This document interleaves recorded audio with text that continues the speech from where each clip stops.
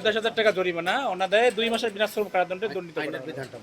আমাদের পেশকার থাকলো আদেশ দিবে, আপনি টাকা দিলে দিবেন, না হলে আপনাকে ম্যাজিস্ট্রেট সাহেব নিয়ে যাবে। ঠিক এই যে লার্ভাগুলো, আপনি তো একজন শিক্ষিত মানুষ, এই দেখুন না, আপনি যারা শিক্ষিত মানুষ, আমরা 7 দিন আগে আমাদের সিটি কর্পোরেশন থেকে বলে গেল, নোটিশ দিয়ে গেল, তারপরে এই যে পানিগুলো ড্রামে কেন থাকবে এতদিন?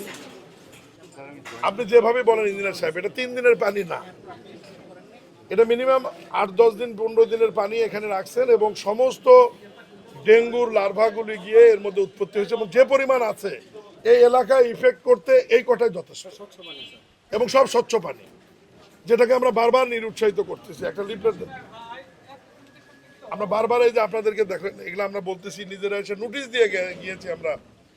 এখন যেহেতু জাতীয় টাস্কফোর্স করছে, আমরা যদি আমরা নোটিশ দেওয়ার পরও বলার পরও আপনারা যেহেতু শোনেননি, এখন তো আমাদেরকে ম্যাজিস্ট্রেট আছে, আমাদের ম্যাজিস্ট্রেট সাহেব কথা বলেন।